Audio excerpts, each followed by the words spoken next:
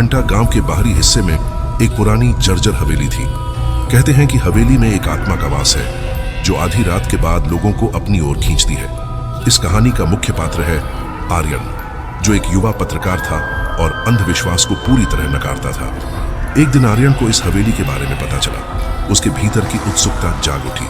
उसने तय किया कि वह रात को हवेली जाएगा और सच्चाई का पता लगाएगा। रात के 11 बज चुके थे। आर्यन ने अपने कैमरे और टॉर्च के साथ हवेली की ओर कदम बढ़ाया। हवेली के दरवाजे पर पहुंचते ही एक अजीब सी हिरन उसकी रीढ़ में दौड़ गई। दरवाजा खड़खड़ाते हुए खुला, मानो कोई उसका इंतजार कर रहा हो। भीतर घुप अंधेरा था। चारों तरफ मकड़ी के जाले लटक रहे थे। आर्यन ने जैसे ही पहला कदम भीतर रखा, उसे एक धीमी आवाज सुनाई दी। क्यों आए हो? आर्यन ने टॉर्च की रोशनी घुमाई, पर वहां कोई नहीं था। उसने इसे अपना भ्रम मानकर आगे बढ़ना शुरू किया। हवेली में चलते हुए उसे ऐसा महसूस हुआ कि कोई उसका पीछा कर रहा है। अचानक पीछे से किसी ने उसके कंधे पर हाथ रखा। वह तेजी से मुड़ा, लेकिन वहां कोई नहीं था। आर्यन का दिल तेजी से धड़कने लगा, पर उसने अपने डर को काबू में रखा और आगे बढ़ता गया।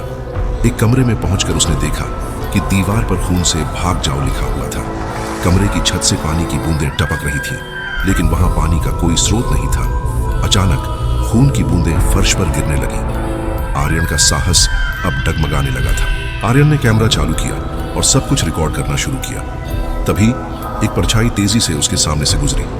उसने देखा कि वह परछाई एक महिला की थी, जिसके बाल बिखरे हुए थे और आंखें लाल चमक रही थी। महिला ने धीमी और डरावनी आवाज में कहा, तुम्हें बताया था, मत आना। आर्यन का शरीर कांपने लगा। वह दरवाजे की ओर दौड़ा, लेकिन दरवाजा खुद ब खुद बंद हो गया। आर्यन ने अपनी पूरी ताकत लगाकर दरवाजा खोलने की कोशिश की, पर वह हिल भी नहीं रहा था। तभी उस महिला की आवाज फिर गूंजी, अब तुम कभी बाहर नहीं जा पाओगे। आर्यन ने जैसे तैसे खिड़की से बाहर कूदने का प्रयास किया। खिड़की से बाहर झांकते ही उसने देखा कि हवेली के चारों ओर एक गहरी खाई बन गई थी, जो पहले वहां नहीं थी। महिला आत्मा धीरे धीरे आर्यन के करीब आ रही थी।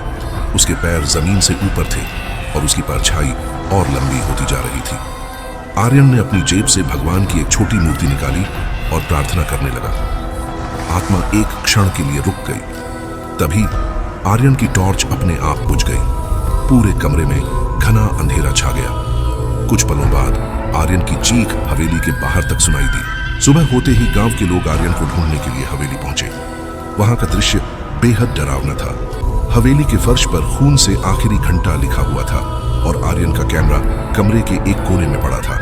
जब गांव वालों ने कैमरा देखा तो उसमें आखिरी वीडियो में आर्यन के पीछे लाल आंखों वाली महिला साफ नजर आ रही थी, पर आर्यन का कोई नामो निशान नहीं था। क्या आर्यन बच पाया या वह आत्मा का शिकार बन गया? कहानी यहीं खत्म नहीं होती। अगर आप इस कहानी का दूसरा भाग चाहते हैं तो कमेंट करें। आखिरी घंटा जारी रखो।